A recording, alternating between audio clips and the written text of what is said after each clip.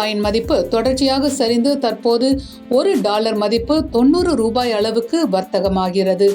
தங்கம் உள்ளிட்ட இறக்குமதி செய்யப்படும் பொருட்களின் விலை அதிகரிக்க ரூபாயின் மதிப்பு முக்கிய காரணமாக தொடரும் என கருதப்படுகிறது. தற்போதைய நிலவரப்படி $1 மதிப்பு 88 ரூபாய் 70 காசுகள் என வர்த்தகமாகிறது.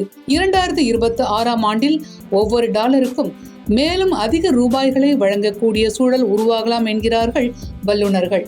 இந்த வருட ஆரம்பத்தில் $1 விலை 85 ரூபாய் 20 காசுகளாக இருந்த நிலையில் தற்போது ஒவ்வொரு டாலருக்கும் $4 ரூபாய் 50 காசுகள் கூடுதலாக கொடுக்க வேண்டிய கட்டாயம் ஏற்பட்டுள்ளது.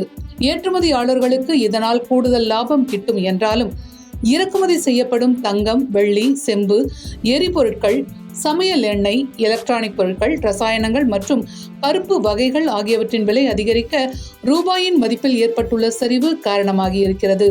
பிற ஆசிய நாடுகளின் கரன்சிகளும் சரிவை கண்டுள்ள நிலையில் உலகின் 3வது பொருளாதாரமாக விரைவில் இந்தியா உருவாகும் என கருதப்படும் நிலையில் இந்திய ரூபாயின் மதிப்பு தொடர்ந்து தேய்ந்து வருவது விமர்சனங்களுக்கு உள்ளாகி இருக்கிறது.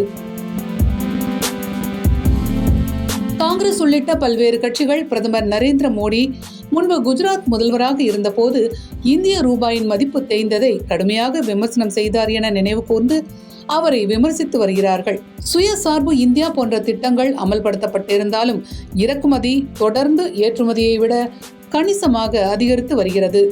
பெட்ரோல் மற்றும் டீசல் போன்ற எரிபொருட்களின் விலை அரசு நிறுவனங்கள் மூலம் கட்டுப்படுத்தப்படுவதால் பொதுமக்களை எரிபொருள் விலை உயர்வு பாதிக்குமோ என்ற அச்சம் தற்போதைக்கு இல்லை.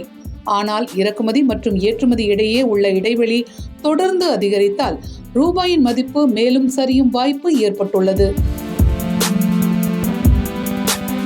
2015ஆம் ஆண்டு ஜனவரி மாத ஆரம்பத்தில் $1 மதிப்பு 63 ரூபாய் 15 காசுகளாக இருந்தது. ஆகவே ஒரு தசாப்தத்தில் இந்திய ரூபாயின் மதிப்பு அமெரிக்க டாலருக்கு நிகராக 30% சரிந்துள்ளது. இந்திய ரிசர்வ் வங்கியிடம் கிட்டத்தட்ட $600 மில்லியன் அந்நிய செலாவணி இருப்பில் உள்ளதால் இதுவரை பொருளாதார சிக்கல் பெரிய அளவில் ஏற்படவில்லை என்றாலும் ரூபாயின் மதிப்பு காரணமாக வெளிநாடு பயணம் போன்ற செலவுகள் அதிகரிப்பது இந்திய மக்கள் மற்றும் நிறுவனங்களுக்கு சவாலாகவே உள்ளது.